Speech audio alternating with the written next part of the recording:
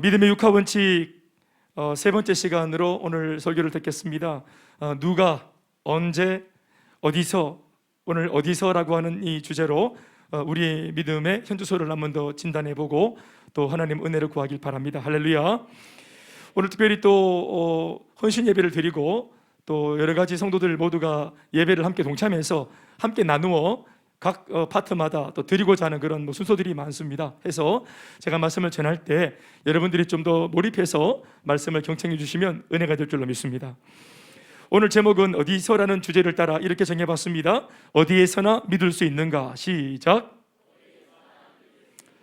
우리가 예수를 믿을 때 교회 안에서만 믿는 것이 아니라 나는 교회에서나 가정에서나 학생이면 학교에서나 내가 몸을 담고 있는 세상살이 어디에서나 나는 과연 예수를 부인하지 않고 계속 변함없이 믿을 수 있는 사람이 맞는가 하는 그런 이 질문 앞에 우리 스스로가 마음으로 오늘 대답을 좀 할 수 있고 또 찔림이 있다면 회개하고 돌이키고 또 기도할 수 있는 시간이 되면 은혜가 될 줄로 믿습니다.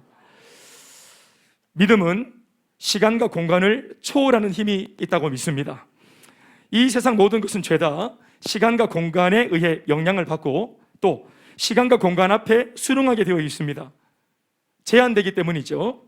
아무 데서나 예수 천당 불신지옥 말 못하지요. 아무 데서나 할렐루야 아멘 할 수 없습니다. 아무 데서나 예수 하기가 어려운 시절을 살고 있습니다. 그러니 어떤 때, 어떤 공간, 이 시간과 공간에 원래 사람은 다 제한을 받는데 제가 드리는 말씀은 믿음만큼은 그래서는 안 된다 하는 이 전제를 가지고 오늘 말씀을 듣겠습니다. 할렐루야. 믿음이라는 것은 언제든지라고 말하는 이 때 혹은 시간이나 어디에서든지라고 말하는 공간에 의해 결국 제약을 받아서는 안 되는 줄로 믿습니다. 시간과 공간이 뭡니까? 한마디로 표현하자면 환경과 상황이지요. 다시 말해 믿음은 환경과 상황에 영향을 줄 망정 절대로 영향을 역으로 받아서는 안 되는 것입니다. 하나님을 믿는 믿음에 있어 우리 예수 믿는 사람들은 언제든지 하나님을 믿을 수 있어야 하고 또 믿어야 합니다. 그런가 하면 또 우리는 어디에서나 공간에 상관없이 어디에 속하여 있으나 하나님을 믿을 수 있고 또 반드시 그렇게 믿어야만 합니다. 그 어떤 환경과 상황에도 굴하지 않고 언제나 어디서나 잘 믿는 성도, 하나님이 구하는 성도입니다. 그래서 이 믿음이라는 것에 있어 우리 성도들은 반드시 하나님 앞에서 시험을 통과하고 확증하여 온전한 검증을 받아야 하는 것입니다. 이런 식으로 자꾸만 테스트하고 스스로 자문해보고 또 성령이 뭔가를 알려주면 회개하고 돌이키고 내가 말씀에서 얼마나 거리가 떨어졌는지 말씀을 통해서 깨닫고 기도하다가 성령의 조명을 통해 깨닫고 그래서 궤도에 시탈하지 않고 하나님의 말씀에 붙조차 갈 수 있는 건강한 신도가 되는 것, 그것이 하나님께서 우리에게 이 말씀을 주신 이유입니다. 그래서 자꾸만 시험해봐라, 검증해봐라, 그리고 확실하게 증거를 가지고 확증해봐라. 아멘 아멘. 그렇게 되어야 그런 참신앙의 참믿음의 표지를 마음에 새기고 있는 수준이 되어져야 이 악하고 살벌한 세상을 그 믿음 앞장 세워 돌파할 수 있기 때문에 그렇습니다. 우리를 위해서 믿음을 정확하게 진단해라고 하시는 것입니다. 그래서 오늘 본문 고린도후서 13장 5절 말씀에 이런 말씀이 있는 겁니다. 너희는 믿음 안에 있는가? 과연 너희가 믿음 안에 있는가? 예수 평생 예수 믿었는데 지금 돌아봐라. 오늘 돌아봐라. 지금 이 자리에 이 순간 너는 믿음 안에 확실하게 있는 거 맞나? 너희 자신을 시험하고 너희 자신을 확증해야 된다. 예수 그리스도께서 너희 안에 계신 줄을 너희가 알지 못하느냐? 그렇지 않으면 너희는 버림받은 자인데 그렇지 않기 때문이니까 믿음을 확증해라. 버림받은 자가 아니기 때문에 이걸 확증해내라. 특별히 이 구절 중간에 있는 너희 자신을 시험하고 라는 이 구절을 주목해 보십시오. 하나님은 우리들에게 말씀하시기를 우리 자신의 믿음을 스스로 시험해 보라, 테스트해 봐라 하셨는데 여러분들은 이런 구절의 말씀, 이런 명령을 어떻게 생각하십니까? 어떻게 보면 시험이라고 하는 것 별로 좋은 말 아니잖아요. 우리 스스로가 하는 게 아니라 이 시험은 대체로 마귀가 믿는 성도들을 향해 하는 아주 질 나쁜 짓거리로 우리 그렇게 이해하고 있잖아요. 마귀가 성도를 시험하는 거 아닙니까? 물론 마귀가 성도를 시험하는 이 시험은 뭡니까? 유혹이라는 단어를 쓰지 않습니까? 템테이션이라는 단어를 쓰죠. 마귀가 하는 이 시험의 목적은 넘어뜨리기 위함이고 하나님이 우리를 테스트하시는, 시험하시는 이유는 바로 세우기 위함입니다. 목적 자체가 다르죠. 그런데 이 구절만큼은 우리 스스로가 자신에게 시험을 해서, 마귀가 아니라 내 스스로가 시험을 해서 내가 과연 믿음 안에 있는 참 성도가 맞는지, 어제 말고 그저께 말고 오늘 이 순간 나는 참 그리스도인이 맞는지, 이것을 주님은 확증해 보이라고 말씀하십니다. 그런데 이 말씀은 다른 게 아니라 이런 겁니다. 귀담아 들어주십시오. 사랑하는 여러분, 이것을 한번 생각해 보십시다. 우리가 어떤 경우 불신앙적인 생각을 하면 안 되는데, 그러나 어쩔 수 없는 인간이기 때문에 나도 모르게 어떤 경우에는 불신앙적인 생각을 속으로 은밀하게 하거나, 우리 그럴 때 있잖아요. 아니면 대놓고 불신앙적인 말을 하거나, 우리 그럴 때 있잖아요. 혹은 불신앙적인 행동으로 아예 행동으로 옮겨버릴 때가 있거나, 아니면 그 어떤 선택을 함에 있어 불신앙적으로 해버렸을 때, 이거 우리 스스로가 솔직히 압니까 모릅니까? 이거 하나님 기뻐하지 않는다 알아요 몰라요? 대답은 하지 마이소. 마음으로 그 생각과 말과 행동과 선택이 신앙적이었는지 아니면 비신앙적이었는지 솔직히 우리 알고 있지 않습니까? 우리 한 번씩 기도할 때 알고 지은 죄 모르고 지은 죄 용서해달라 이런 말 하는데, 여러분 우리 모르고 지은 죄 있습니까? 알고 짓지 않습니까? 또 모르고 지었다 손치더라도 성령이 반드시 하나님의 사람이면 알게 하십니다. 우리가 어떤 상황에 놓였을 때 사람이 바보가 아닌 이상은 그 상황 안에서 나름대로 생각을 하기도 하고 말을 하기도 하고 행동을 하잖아요. 그런데 그렇게 생각하고 말하고 행동하고 무언가를 선택하고 결정할 때 그 당시에는 너무 순간적이고 경황이 없어서 지금 내가 하고 있는 이 모든 것이 옳은 것인지 그른 것인지 몰랐다 하더라도 불과 어느 정도의 찰나만 지나게 되면 틀림없이 우리 신앙 양심이 절대로 가만히 있지 않죠. 우리 안에 계신 성령이 반드시 이것을 놓고 돌아보게 하시잖아요. 아멘이시죠? 그 상황 속에서 내가 생각했던 거 돌아볼 때, 그때 그 당시 내가 생각했던 거, 그때 그 당시 내가 말했던 거, 또 행동했던 거, 그리고 그 당시에는 옳다 여기고 했던 그 과감한 선택과 결정까지도, 이 모든 부분에 있어 성령께서는 이 소행의 배경, 내가 한 행동 거지의 배경, 그것이 과연 믿음 안에 있었던 것인지 아니면 믿음 없이 행한 것인지를 구구절절히 깨닫게 하십니다. 바로 이때 우리는 우리 자신이 행했던 그 모습을 통해 우리 스스로가 믿음 안에 있었는지 믿음 밖에 있었는지를 알게 되는 상황에 이르게 됩니다. 이것이 바로 위에서 언급하고 있는 너희 자신을 시험하고입니다. 사실 우리가 우리를 시험하는 게 아니라, 말은 그렇게 했지만 기도하면 성령이 우리에게 알려줍니다. 만에 하나 우리가 상황과 환경이 이전과는 달리 좀 힘들어졌다고 해서 함부로 불신앙적인 생각과 말과 행동을 했다고 한다면 우리는 그 순간 그 시험에서 스스로 과락한 꼴이 되고 마는 겁니다. 이것을 그 순간에는 모른 척 외면했다가 시간이 지나 정확하게 또 정직하게 되돌아보면서 내가 과연 믿음이 어느 정도 있는 사람인가 하는 것에 있어서 성령께서 내 안의 민낯과 신앙의 실체를 정확하게 알게 해주시는 겁니다. 곰곰이 생각해 보면 이 시험이라고 하는 것은 결국 때와 장소를 통해 우리에게 찾아오며, 우리는 때와 장소 안에서 이루어지는 이 시험에서 끝까지 믿음으로 통과하여 과연 여전히 우리 안에 있는 믿음의 건재함을 하나님 앞에 보여드려야 합니다. 이런 코로나 시국이라고 하는 이 환경 속에 더욱이 여전히 그럼에도 내 안에 신앙이 있다 하는 이 건재함을 하나님 앞에 보여내야 합니다. 보여내야 합니다. 우리는 하나님 앞에서 내 믿음을 확증해야 합니다. 먼저는 아까도 말했지만 시간, 시기 혹은 때, 이렇게 말하는 이것과 관련되어진 시험에서 나는 좋은 시절이나 나쁜 시절이나 형편없는 고난의 시절이나 그 어떤 순간에도 하나님 말을 믿고 신뢰할 수 있었습니다라고 확증해 보여야 합니다.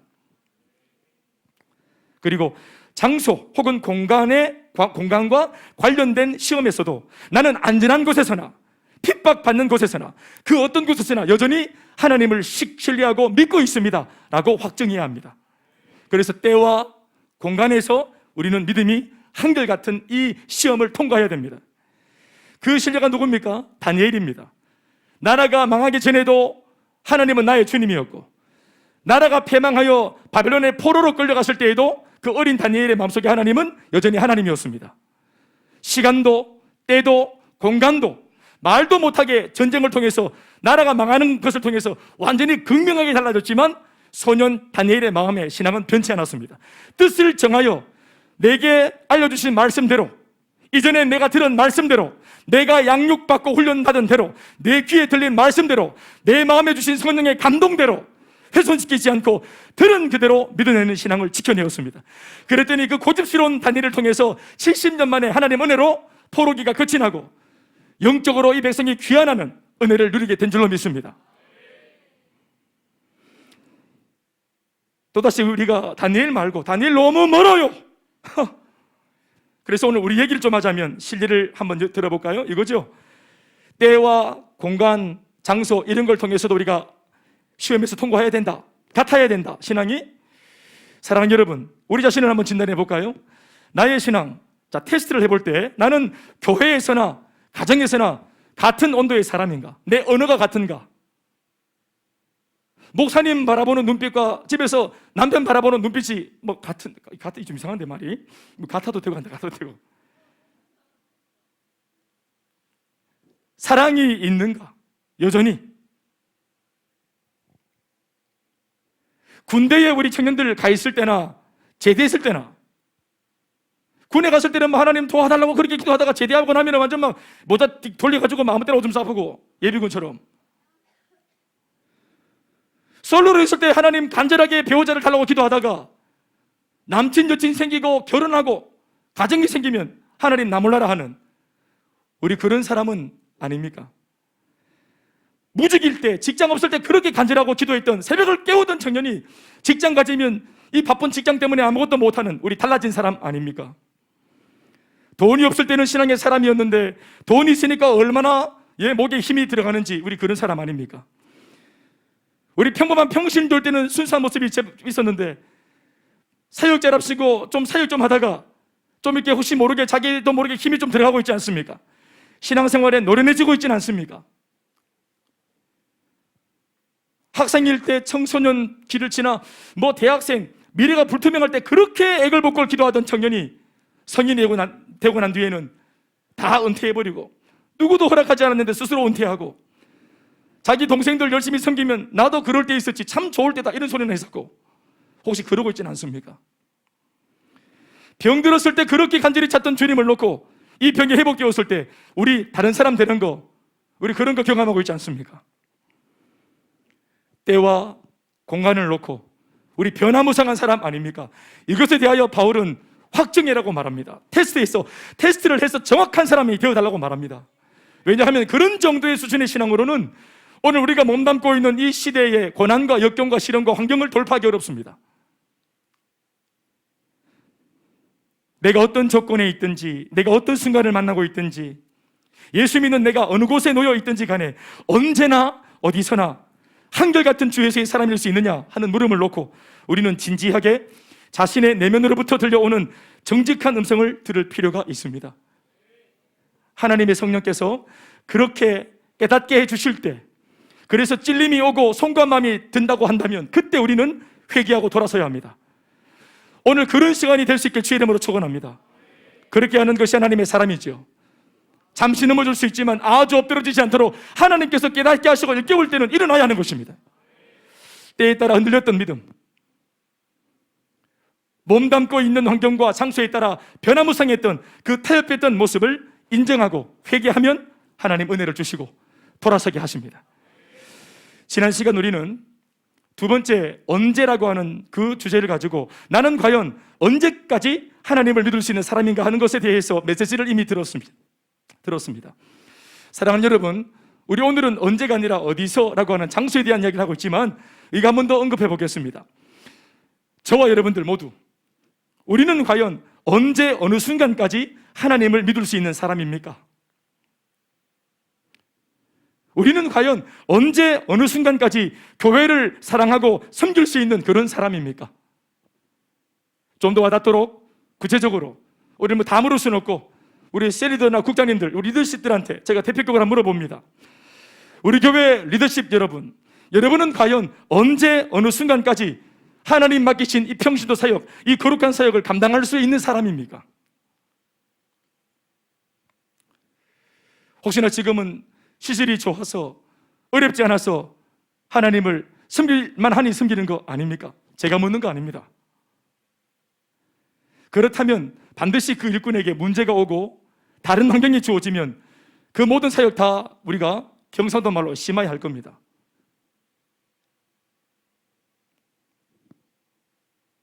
이것은 여러분만 아니라 저 같은 목회자도 마찬가지고 우리 교회 안에서 사역하고 계시는 모든 분들에게도 다 적용할 수 있는 말씀입니다. 오늘 이와 같은 질문을 우리 모두에게 던지고 계신 분은 설교자이니 김 목사가 아니라 성령이십니다. 그리고 하나님 앞에서 허약한 내 믿음 인정하고 고백하면서 성령의 능력을 구하는 은혜가 있길 바랍니다. 사랑하는 여러분, 우리 다 같이 예수님 시대에 있었던 오병이어 사건을 한번 생각해 보실까요? 예수님께서 주신 그 축사에 있더니 소년의 오병, 그러니까 5개의 떡과 2마리의 물고기, 오병이어. 어디 갔더니 저 붕어빵 파는 아저씨 그 구루마에 이 오병이어라고 적혀 있더라고요. 그 단란주점인데 뭐 사마리아인 이렇게 적혀 있더라고요. 또 뭐 저 한의원 갔더니 베네시다 연못 이렇게 적혀 있더라고요. 하여튼 참고하시기 바랍니다. 하여튼 오병이어 사건, 예수님의 축사를 통해 기도했더니 그게 2만 명이나 먹을 수 있는 엄청난 양의 그런 음식이 되었죠. 이 음식을 뭐라고 부르겠습니까? 그 음식 이름은 기적의 음식입니다. 아멘, 아멘.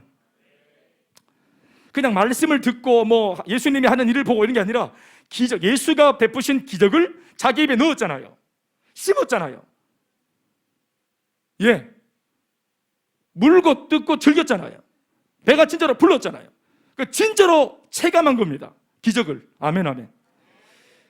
예수님이 주신 기적의 떡과 물고기를 자그마치 2만 명이나 되는 사람들이 먹으며 그 자신들이 직접 예수님의 기적을 몸소 체험했던 그 사건을 우리는 알고 있습니다.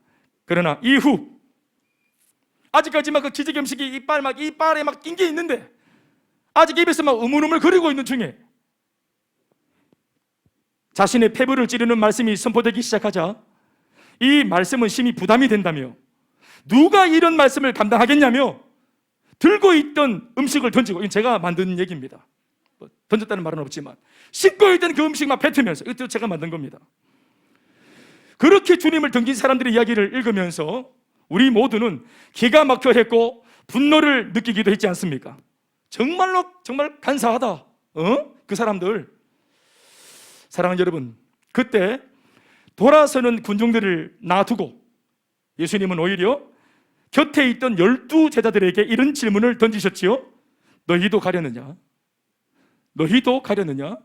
자들은 가도록 내비두고 내 관심은 너희들인데 너희도 자들처럼 가려느냐? 자신들의 결핍과 요구를 채워주던 고분고분하고 만만한 예수가 아니라 말씀이랍시고 자꾸만 자신들의 숨은 죄를 들추는 부담스러운 예수라고 판단되어지자 이내 곧 등을 돌린 군중들을 보면서 어쩌면 그 자리 그 순간에 제자들마저도 흔들릴 수 있지 않았을까요? 생각해 봅니다. 어쩌면 돌아섰던 그 군중들이 차마 예수를 떠나지 못한 채 이러지도 저러지도 못하고 우물쭈물하고 있던 12 제자들의 심경을 대변해주고 솔직하게 대신의 행동 옮겨준 거 아니었나 모르겠습니다. 왜냐하면 예수님은 그들에게만 부담스러운 예수가 아니라 실제로는 이미 12 제자들에게 있어서도 한참 전부터 이미 부담스러운 분이 되어 계셨기 때문에 그렇습니다. 제자들도 예수가 부담스러웠습니다. 어쩌면 제자들도 용기가 없어 차마 못 떠나고 눈치만 살피던 중이었는데 오늘 군중들이 자신들 앞에서 속 시원한 집단 행동을 해보인 것 그거 아닌지 모르겠습니다. 그러면 어떻게 될까요? 자극받지 않겠습니까? 괜한 용기가 나지 않겠습니까? 예수 떠나도 되네. 떠날 수 있네. 묘한 군중 심리가 발동하지는 않았을까요? 모두 가자 이참에. 그래서 예수님은 군중들이 아니라 12 제자에게 전곡을 찌르는 질문을 꽂아 넣으신 겁니다. 너희도 가려느냐? 왜? 흔들리더나? 왜? 신숭생숭하더나? 이 말입니다. 불신자들이 막 대세를 이루어가지고 막 움직이고 불신이 움직이고 부정적인 메시지가 막 요동을 치니까 왜? 갖다나 예수 믿는 거 부담스러웠던 네 마음이 바람이 살랑살랑 불드나?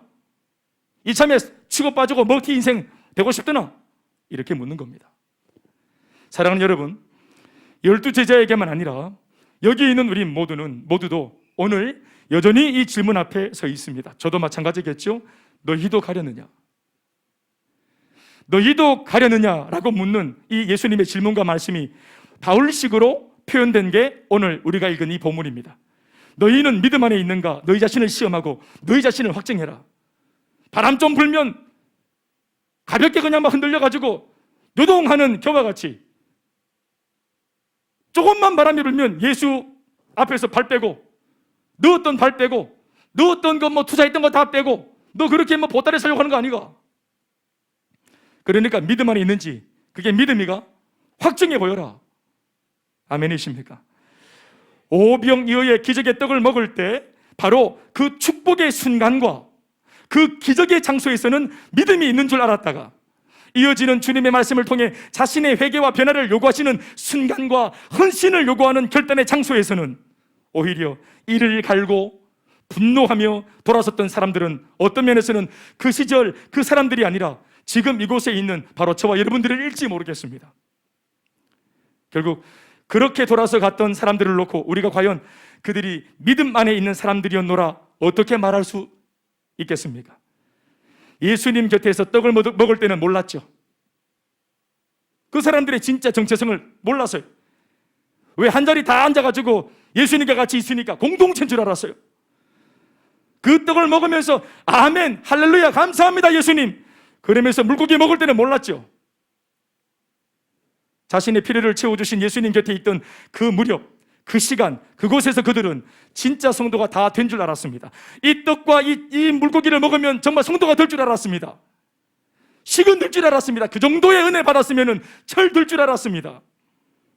그러나 환경과 상황이 달라지자 그들은 빛의 속도로 주님 곁을 떠났습니다. 심지어 예수님을 향해 또 그분의 말씀을 향해 이를 갈고 조롱하고 분을 내면서까지 돌아갔습니다. 그냥 가는 것도 아니고 이를 막 갈면서 자신을 구원한 예수님 아닙니까? 나의 구원자라면서요. 자신을 살려놓은 말씀이라면서요. 내 가슴을 뛰게 한 비전이라면서요. 이런 예수님, 이런 말씀을 향해 이렇게까지도 할 수 있는 것이 죄인인 우리 인간들입니다. 자신과 자신의 가정을 살리고 끌어준 교회를 향해서도 마음 상하면, 지 기분 안 좋으면 이렇게까지 교회를 상하게 하는 그 존재가 우리 인간들입니다. 아비의 마음으로 힘을 다해 도와준 목회자를 향해서도 마찬가지입니다. 저나 여러분들이나 우리는 이 부분에 있어서 얼마나 자유할 수 있겠습니까? 우리는 이 부분에 있어 얼마나 그들과는 다르다고 큰 소리 칠 수 있겠습니까? 너희도 가려느냐? 물으시는 주님 앞에 우리는 이제껏 이런 소리 안 했습니까? 나는 안 갑니다. 정말 안 가고 싶습니다. 그런데 이건 아니잖아요, 예수님. 어쩔 수 없네요. 상황과 환경을 이렇게까지 만드시면 저도 어쩔 수 없잖아요, 예수님. 이번 상황만큼은 정말이지 예수님도 이해해 주셔야 하는 거 아닙니까? 나 그래서 갑니다.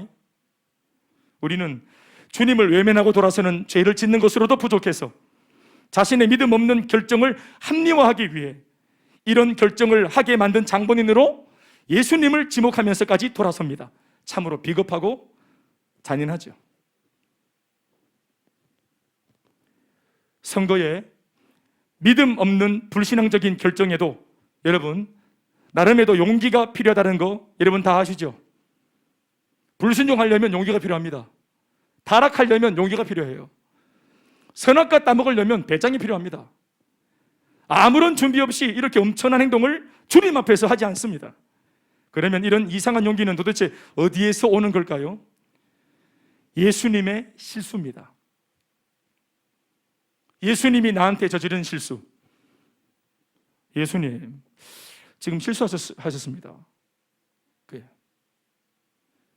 옛날 그 친구랑 영화 보니까 아버지 뭐 하시노? 건달인데 얘. 건달 좋겠다 아버지 건달이라 가지고 이 새끼야 막 때렸더니 옆에 있는 아가 뭐라 합니까? 쌤 실수하셨는데 얘. 왜 가가 통이거든. 우리 예수님 등지면서 예수님 때문에 간다 나 예수님 실망했어요. 예수님이 나한테 실망을 시킨 겁니다. 예수님이 실수하신 거라고. 예수님이 나한테 저지른 실수라 여기는 데서부터 이런 이상한 용기가 올라옵니다. 떠날 용기, 배신할 용기, 막 욕을 할 용기. 예수님의 실수라는 이 표현이 생소하시죠? 그러나 우리가 평소 얼마나 자주 우리의 수많은 결정과 선택의 베이스에 예수님 당신의 실수 때문입니다 라는 생각을 깔아놓는지 몰라요. 불신앙적인 행동을 과감하게 진행하도록 만들어주는 용기는 바로 여기에서 오는 겁니다. 쉽게 말해 예수님의 실수라는 인식은 예수님이 나를 먼저 버리셨다, 내기도 거절하셨다, 나는 거들떠보지도 않으셨다. 예수님이 내게 주신 상처와 외면에 대한 그릇된 인식에서부터 나오는 걸 말하죠. 주님이 어떻게 나한테 이럴 수가 있어? 라는 이 원망과 분노가 우리로 하여금 쉽게 예수와 믿음을 저버릴 수 있는 용기를 줍니다. 사실상 이것은 명백한 자기 기만이고 자기 합리화고 일종의 궤변입니다만, 정작 마음 상한 당사자는, 감정이 상해버린 그 당사자는 이것을 인정하지 않습니다. 떡 줄 때 예수 좋았어요. 물고기 줄 때 예수 참 좋습니다. 근데 말씀으로 막 찌르니까 당신 지금 나 건드렸어. 말씀이랍시고 나 건드렸다 이거지. 실수했어. 그러니까 딱 조금 전에 은혜 받았던 거 다 걷어치우고 딱 돌아서는 거예요. 아까의 시기와 지금의 시기가 다르다 이 말입니다. 여러분은 예수님을 팔아먹은 가룟 유다를 어느 정도 알고 있을 겁니다. 가룟 유다 알고 계시죠? 친분 있으십니까? 성경을 보면 마귀가 가룟 유다에게 예수 팔 생각을 집어넣었다 이렇게 기록되어져 있습니다. 마귀가 가룟 유다에게 예수 팔 생각을 집어넣었다. 그러나 마귀는 사실상 그 순간만이 아니라 3년 내내 이 생각을 들고 제자들 곁에서 설쳐왔습니다. 예수 팔아라, 예수 팔아라, 도망가라, 토껴라, 먹튀해라.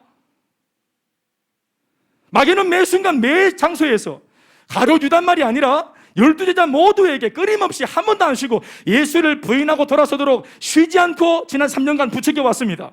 그게 마귀입니다. 그러나 왜 그날 밤 유독 유별나게 왜 그 순간만큼은 가룟 유다의 마음에 이 마귀의 더러운 생각이 그날따라 쉽게 주입되고 먹혔을까요? 그것은 가룟 유다가 예수님께 실망했기 때문에 그렇습니다. 무려 3차례나 연거푸 예수님 말씀하시기를 당신 자신이 이제 곧 십자가에서 죽게 될 것이라 말씀을 하시는 것을 보면서 이제 그 자신이 믿고 따르던 메시아 관에서 이 예수가 멀어져 보이기 시작한 겁니다. 낯설어요. 왜 이렇게 약한 소리 하노? 왜 자꾸 죽겠다 하노? 이 리더가 내 리더관에 안 맞아. 멀지 않은 장래에 이 예수가 로마를 뒤집어 엎어야 되고 가이사를 굴복시켜야 되고 혁명을 일으켜 유대민족을 식민지에서 독립시켜줘야 되고, 그때가 되면 유다, 나 자신도 이 예수 옆에서 한 자리 차지하고 떵떵거리며 팔자를 고치게 될 것이라고 계산했는데, 그런 예수가 자꾸 죽겠다 하고 약한 소리 하고 이상한 소리 하니까 그런 예수에게 엄청나게 실망했던 겁니다. 그런 인간적인 생각이 은밀하게 교차하는 중에 마귀가 바로 그 찰나에 이 더러운 마음을 심어주니 이것을 그 가룟 유다가 그 상황에서 분별해내고 밀어내고 저항하고 그럴 힘이 있었겠습니까? 결탁하는 겁니다. 내 속의 마음과 밖에서 마귀의 유혹이 결탁하는 겁니다. 3년 내내 그런 마음이 있을 때마다 밀어내고 저항했었는데 한 번 마음 삐지고 상하니까 결탁해버립니다. 가롯 유다는 오늘 성경에 적힌 이 바울의 질문을 들었어야만 했습니다. 유다야, 너는 오늘 이 순간 정말로 믿음 안에 있는가? 너 자신을 시험하고 너 자신을 확증해라. 그는 시험을 통과하지 못하고 그 시험에 걸려 넘어졌습니다. 등 따시고 배부른 시기, 그 한 시절에는 예수의 제자였으나 결론적으로 그가 시험에서 무너지고 자신의 믿음을 확증하지 못한 것을 통해 우리는 그가 믿음 안에 있었던 제자가 아니라 믿음 없는 사람이었다는 사실을 뒤늦게서야 확인하게 되었습니다. 심지어 예수님은 유다를 보고 나지 않았으면 더 좋았을 인생이라고 하셨잖아요. 이게 얼마나 불행한 평가입니까? 태어나지 말았어야 될 사람, 세상에 그런 사람이 어디 있어요? 다시 한번 말씀드리겠습니다. 그가 예수를 팔 당시 그 용기가 어디에서 왔다 했습니까? 예수님의 실수로부터라고 했습니다. 물론 예수의 실수가 아닌데 가룟 유다는 자기 입장에서는 예수가 나한테 실수했다고 그렇게 우긴 겁니다. 나를 무시하고 나를 버렸으며 나에게 상처를 준 예수님의 무정함 때문에 나도 이렇게 하는 것이라 자기 합리화를 하니 거기서 불순종할 명분을 찾게 되고 용기도 났던 것입니다. 이것은 틀림없는 사실입니다. 한 가지 더 말씀을 드리죠. 그 옛날 아담이 죄를 짓고 난 후에 자신의 잘못을 지적하시는 하나님 앞에서 제 잘못입니다 라는 회개 대신 하나님이 만들어 내게 주신 저 여자 때문이라고, 저 여자의 잘못 때문이라면서 자기 부인한테 죄를 전가하던 모습 역시도 마찬가지죠. 생각해 보십시오. 그나마 조금 말을 순화시켜 표현한 게 하나님이 만들어 내게 주신 저 여자라고 한 것이지, 사실 이 말 속에 담긴 강조점은 여자가 아니라 하나님 당신 자신인 것입니다. 내가 이렇게 지금 죄를 짓고 자빠지고 지금 은혜에서 멀어진 까닭이 뭔지 아세요? 하나님 때문입니다. 저렇게 하자가 많은 여자를 왜 내게 주셨어요? 내가 오늘 신앙생활 안 되는 거 하나님 때문이에요. 나한테 준 게 뭐가? 나는 태어나니까 불신자 가정이에요. 엄마 아버지가 해준 게 뭐가 있습니까? 하나님 왜 내게 이런 엄마 아버지를 주셨습니까? 왜 저 여자 주셨습니까? 똑같은 말이죠. 왜 이런 아버지, 이런 엄마, 이런 환경, 가난하고 술 추정하고 고통받는 나는 왜 이런 데서 태어나게 하셨어요? 그런 나한테 뭘 바라세요 하나님? 나 그러니까 내 맘대로 살래요. 죄 짓고 타락해도 뭐라 하지 마세요. 하나님 먼저 나한테 실수하신 겁니다. 아담의 원망의 포커스는 하나님이었어요. 왜요? 하나님이 자신의 죄를 추궁하고 지적한다는 느낌을 받으니까 기분이 상한 겁니다. 왜 나만 갖고 그래? 그러나 그것은 사실이 아니죠. 아담의 오해입니다. 하나님께서 아담의 허물을 수면 위로 들추어내신 까닭은 회개시키고 용서하고 새로운 삶을 주시기 위함이었습니다. 그러나 아담은 하나님의 숨은 의중까지 묵상할 여유가 없었습니다. 이미 하나님이 자신에게 실수했다고 결론을 내렸기 때문에 그렇습니다. 어떤 말을 해도 안 들어옵니다. 우리 가끔씩 신방 가서 아무리 회유하고 말씀으로 권면해도 귀가 닫힌 채로 안 듣는 분들, 자기 고집대로 계속 가는 분들 많이 닮았지 않습니까? 이렇게나 하자가 많은 여자를 내게 주신 바로 하나님 당신이 이 여자를 통해 내 인생을 망쳤고, 바로 하나님 당신이 나를 불행하게 만든 장본인이라고 하는 생각이 드니까 아까 제가 말씀드렸던 바로 그 이상한 용기가 바로 이 무렵 이때 생기는 겁니다. 다시 한번 강조합니다. 이게 어떤 용기입니까? 우리한테는 없길 바라는 이 용기 어떤 용기입니까? 죄 지을 용기, 타락할 용기, 불순종할 용기, 배은망덕할 용기, 하나님을 대적할 용기, 예수 팔 용기, 교회를 공격할 용기, 믿음을 포기할 용기로 나타나는 것입니다. 예수님이 먼저 나한테 축복도 안 주시고 응답도 안 주시고 지켜주지 않으셨다고 어리석은 확신이 드니까 하나님을 대적하는 아담처럼, 예수판 유다처럼, 주님을 부인한 베드로처럼 우리도 막대 먹은 영예시 이렇게 돌변하는 것에 있어 대범해지는 겁니다. 아닙니다, 여러분. 이것은 완전한 오해요, 왜곡된 해석이며 날조된 궤변입니다. 하나님은 우리 인생들처럼 시시각각 변화무쌍하여 왔다 갔다 이랬다 저랬다는 분이 아니십니다. 아멘이십니까?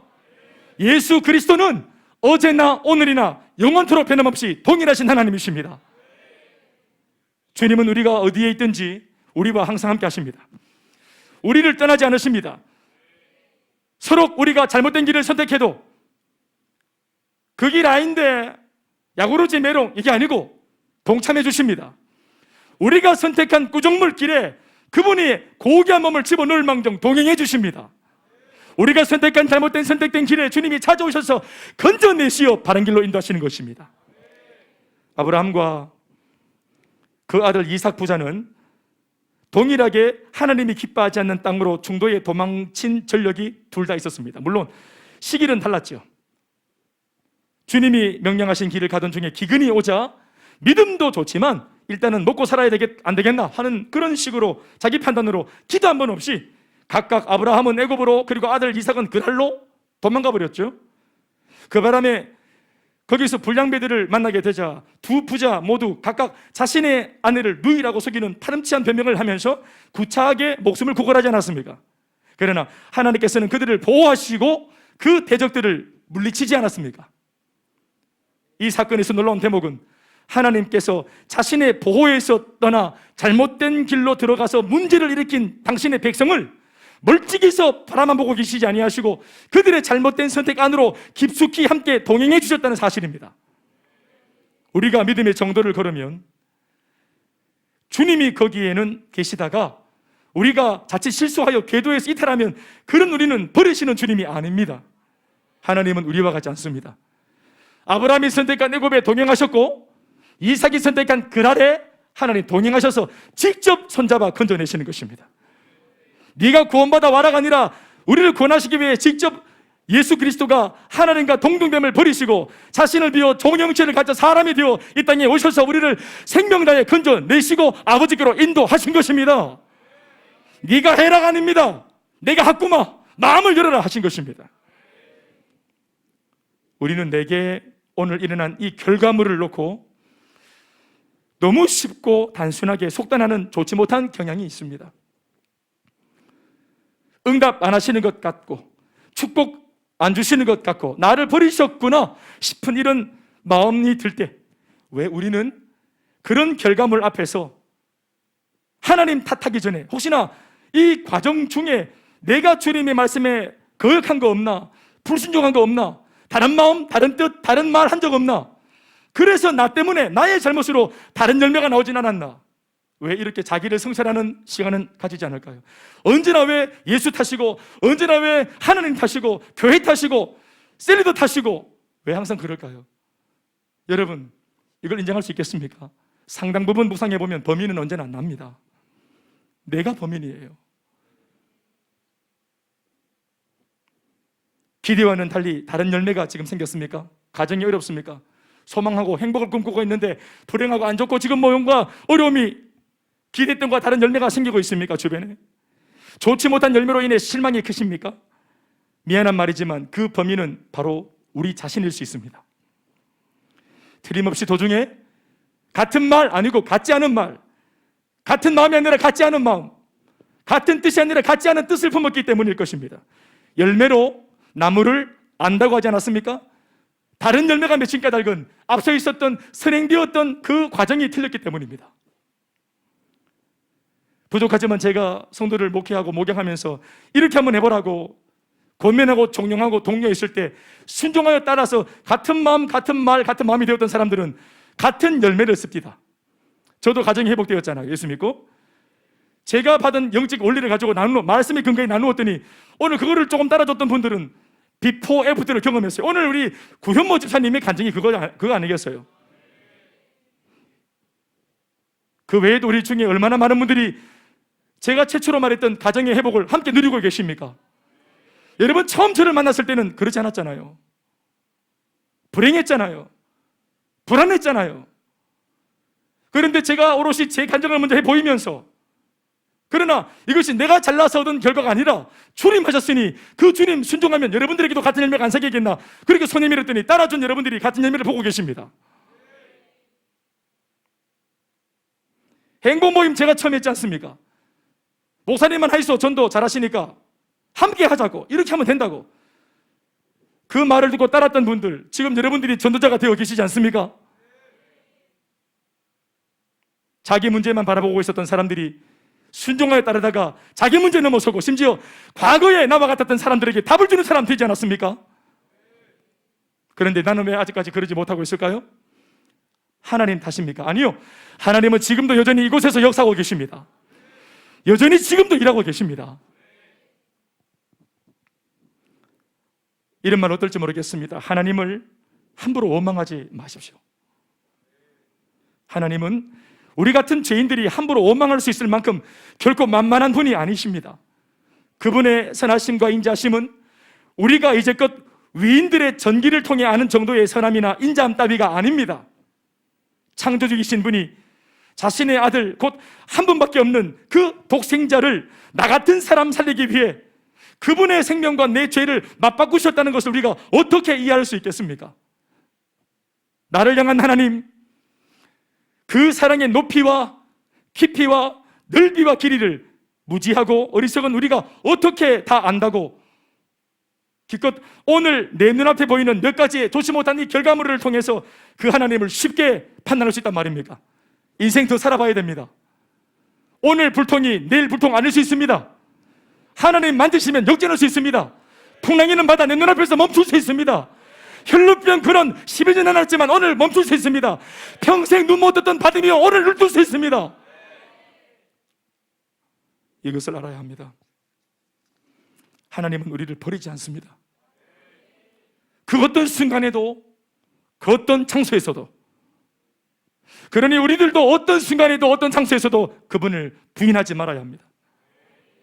오늘 바울이 외치고 있는 이 한 구절의 본문을 더 읽어보면 이 글에 담긴 바울의 마음, 아니 우리를 향한 주님의 마음을 고스란히 읽을 수 있습니다. 오늘 말씀 본문 중반절부터를 읽어보십시오. 다 같이 예수 시작. 예수 그리스도께서 너희 안에 계신 줄을 너희가 스스로 알지 못하느냐. 여기까지. 한 번 더 제가 읽을게요. 예수 그리스도께서 너희 안에 계신 줄을 너희가 스스로 알지 못하느냐. 너희 안에 예수님 계신다 이 말입니다. 네가 걷길로 가도, 네가 실수해도, 심지어 죄를 지었어도 주님들을 버리지 않는다. 바울이 하는 말이 뭡니까? 부활하사 살아계신 예수님은 어떤 순간에도 어떤 장소에서도 언제나 변함없이 여전히 너희 안에 계신 줄을 너희가 분명 알고 있을 텐데 왜 너희는 환경과 상황이 이전과 조금 달라졌다고 해서 이렇게 그렇게나 쉽게 믿음을 저버릴 수 있었는가라고 호소하고 있는 대목입니다. 이어지는 말씀이 아직 남아있죠? 마저 들어보십시다. 시작. 그렇지 않으면 너희는 버림받은 자니라. 예수가 너희 속에 없다면 너희는 버림받은 거야. 바울이 하고 싶은 말의 결론이 뭡니까? 너희는 절대로 버림받지 않았다. 절대로 포기되지 않았다. 바울의 말은 이것입니다. 한 번 붙잡은 손을 하나님은 절대로 놓지 않으신다. 마음으로 받으십시오. 로마로부터 핍박과 박해가 없던 시절이나 그렇지 않은 핍박이 있는 지금이나 매 한 가지로 하나님 여전히 너희 속에서 역사하고 계시고 지키시고 계신다. 너희를 향한 하나님의 사랑은 환경과 상황 따라 변하는 것이 아니다. 지금 살아있는 사랑이 너희와 함께하고 있다. 사랑하는 여러분, 여러분들도 이런 하나님의 은혜와 사랑을 믿습니까? 그런데 뭐가 문제였다고 합니까? 바울 사도가 이런 유의 말씀을 적고 있는 것으로 봐서 당시 고린도 교회, 이 고린도 후서 아닙니까? 고린도 교회 성도들에게 어떤 문제가 있어 보입니까? 좋은 시절 안전한 곳에서 믿어보기로 했던 예수, 지금 잠시 로마의 핍박을 통해 시기적으로는 소위 핍박의 시기요, 예수 믿는 장소로는 소위 지하 동굴 그 카타콤에서 예수를 믿는 입장이 되고 보니 이 모든 믿음을 다 포기하고 싶은 욕구가 강하게 성도들의 내면에서 소용돌이치고 있는 것을 바울이 감지했던 것입니다. 고린도 교회 성도들. 그리고 지금 그들은 이상한 용기를 내려고 하고 있습니다. 왜인 줄 아시겠죠? 주님이 먼저 우리를 안 지켜주고 계시고 로마가 저렇게 날뛰도록 가만히 두셨으니까 우리도 우리 생각대로 하겠다라는 이런 내면의 은밀한 타협을 바울이 지금 말씀으로 건드리고 제동을 걸고 있는 겁니다. 오해하지 말라고. 핍박 중에 있는 너희들이여, 여전히 너희 가운데 주님 계신다. 동굴 속에도 주님 계신다. 말씀 뵙겠습니다. 진짜로 신나고 행복하게 신앙생활을 잘 할 수 있는 장소로서 그곳이 어디냐 하고 어디를 묻자면 인간적으로는 당연히 교회 안에서 예수 잘 믿을 수 있잖아요. 또 안전한 곳, 예수님을 믿는 우리 가정, 혹은 평안한 곳, 그런 장소에서는 얼마든지 예수 대놓고 믿을 수 있잖아요. 믿음의 동력자들이 있는 은혜로운 곳, 뭐 이런 대답들을 할 수 있겠죠. 예수 잘 믿으려면 어디서 믿으면 좋겠노? 어떤 장소가 좋겠노? 그러나 그래서는 안 됩니다. 오히려 그 반대입니다. 믿음 생활, 신앙 생활, 예수 믿는 거 잘 할 수 있는 영적으로 진짜 좋은 장소는 말입니다, 예수 믿는 나를 향해 박수와 갈채가 없는 곳입니다. 심지어 반대와 모멸의 시선만 가득한 곳입니다. 고난과 시련이 예견되어 있는 곳, 그래서 도무지 인간적으로는 발걸음을 떼기가 어려운 곳, 바로 그곳이 신앙생활 잘할 수 있는 생명력이 넘치는 곳입니다. 복음이 활동하는 곳입니다. 성령이 가장 강하게 역사하는 곳입니다. 이런 모진 곳이야말로 예수 믿는 나로 하여금 하나님을 더욱 간절히 찾고 구하고 매달리게 만들어주는 환경이기 때문에 우리가 나태해질 수가 없고, 우리가 긴장을 놓을 수 없도록 만들어 하나님을 꽉 붙을 수밖에 없도록 만들어줄 최적의 장소가 아닐까 하는 생각이 듭니다. 동의하십니까? 구체적으로 말하자면 그곳이 어딜까요? 이미 성경이 우리한테 그 귀한 장소를 다 알려주고 있습니다. 예루살렘, 온 유대, 사마리아, 그리고 땅끝. 이 모든 곳 한 곳 한 곳 만만한 곳이 없습니다. 거기에 사는 사람들, 예수를 모르는 사람들, 복음이 없는 불모지, 밥 먹을 때 기도하고 밥 먹을 수 없는 곳, 주일마다 꼬박꼬박 예배를 다 챙겨 먹을 수 없는 곳, 복음을 전할 수 없는 곳, 아무도 그 복음 환영하지 않는 곳. 그러나 오라는 사람 없고 반기는 사람 없어도 바로 그런 장소. 복음을 왜 전해야 합니까? 복음이 필요하니까 복음을 전하는 겁니다. 왜 전도합니까? 예수를 모르고 몰라서 예수를 반대하고 핍박하니까 그 예수를 전해서 왜곡된 시각을 돌려줘야 되는 것입니다. 그래서 어디가 가장 예수 믿기 좋은 곳인가? 바로 예루살렘, 온 유대, 사마리아, 땅끝, 우리가 하고 있는 행복 모임 현장,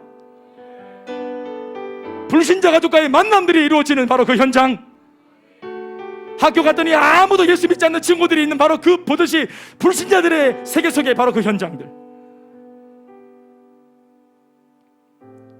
우리는 내게 유리한 곳이거나 불리한 곳이거나 그 어느 곳에서든지 한결같은 신앙을 고백할 수 있는 사람이면 좋겠습니다.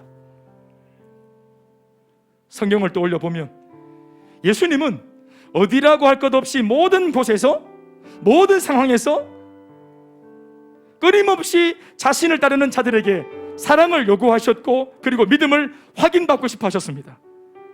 가이사랴 빌립보에서도 그 당시 그 도시 국가들 가운데 가장 세속적인 가이사의 이름을 따고 만든 빌립보라는 도시, 가장 우상이 팽배하고 강력한 세속적인 도시, 그 한복판에서 너희는 나를 누구라고 하느냐 하는 질문을 던지면서 사랑과 믿음을 확인받고 싶어 하시잖아요. 말하기 어렵습니다. 그런 데서. 어려워요.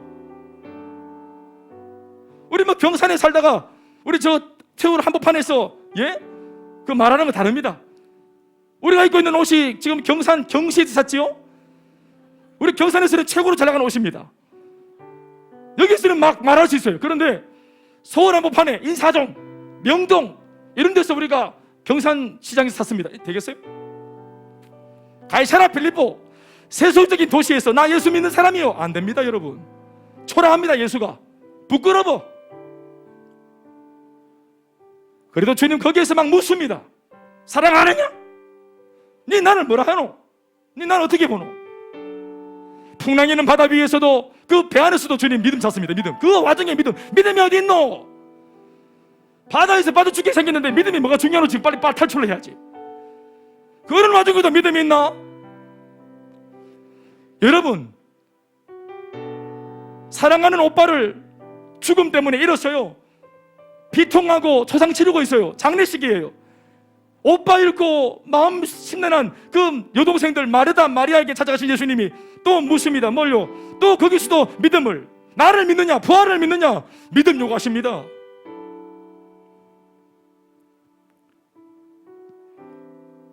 예수님은 장소 불문하고 끊임없이 나를 사랑하느냐, 나를 믿을 수 있느냐 물어오십니다.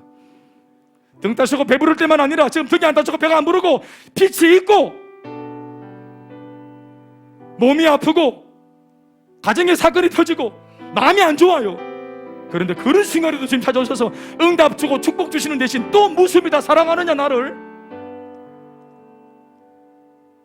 그것은 우리가 어느 곳에서나 어떤 상황에서나 변함없이 하나님을 사랑할 수 있는 참 성도, 참 하나님의 사람이기를 그분이 원하시기 때문입니다. 나는 과연 어디에서나 하나님을 하나님으로 믿을 수 있는 사람인가 하는 오늘의 이 질문 앞에 예 주님, 어디에서든지 하나님을 부끄러워하지 않겠습니다. 어디에서든지 복음을 부끄러워하지 않겠습니다. 믿겠습니다.